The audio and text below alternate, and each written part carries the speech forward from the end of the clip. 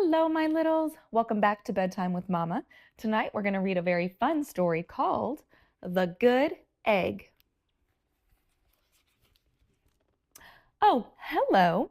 I was just rescuing this cat. You know why? Because I'm a good egg. A very good egg.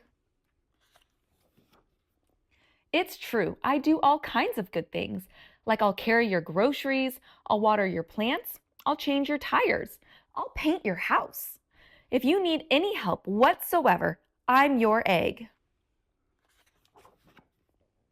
I've always been a good egg. It's been this way from the start, even in my earliest days back at the store. There were a dozen of us living together under one recycled roof. There was Meg and Peg and Greg and Cleeg and Shell and Shelly and Sheldon and Shelby and Egbert and Frank and other Frank. The other 11 eggs weren't exactly on their best behavior. They weren't exactly good. They ignored their bedtime. They only ate sugary cereals. They threw tantrums. They cried for no reason. They broke their stuff on purpose.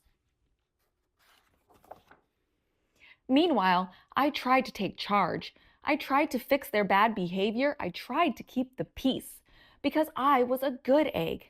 A very good egg. Nobody seemed to care, though. Every night I was exhausted. My head felt scrambled. Then one fateful morning, I noticed there were some cracks in my shell. They were everywhere. Yikes. My doctor said it was from putting all the pressure I was putting on myself, the pressure of making sure everybody was as good as me. I was cracking up. Literally, something had to change. I'd had enough. I told Meg and Peg and Greg and Cleeg and Shell and Shelly and Sheldon and Shelby and Egbert and Frank and other Frank that I was leaving. I can't be the only good egg in a bad carton, I said. Blah, blah, blah, they replied. I left that night. I wandered from town to town. The hours became days. The days became weeks. I lost track of time. I was alone. Out there on the road, under the stars, I really tried to focus on myself and what I needed.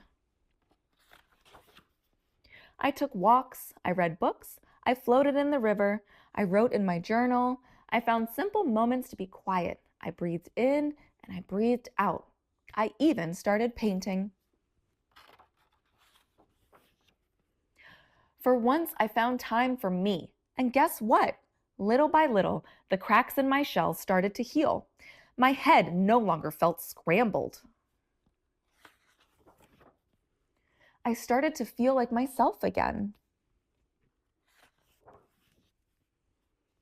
So I've made a big decision. I'm returning to my old carton and my friends.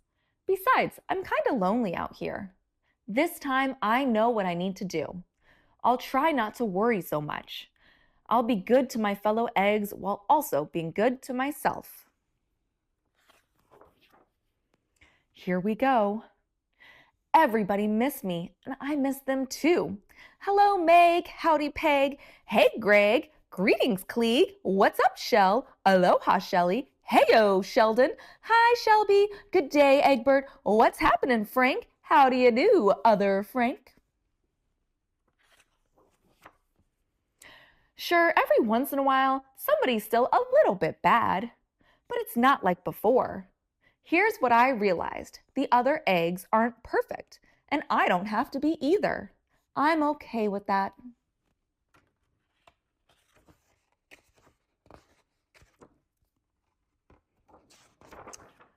Yep, the old carton is back together. We're a solid dozen again. It's good to be home. I really enjoyed reading this book with you tonight. This book was super important to tell us that it's okay that sometimes we don't have to be perfect and we don't always have to worry about what others might think or do. Sometimes we have to make sure we're taking care of ourselves first. I hope you enjoyed it as much as I did. Come back tomorrow night, we'll read another one. Sweet dreams.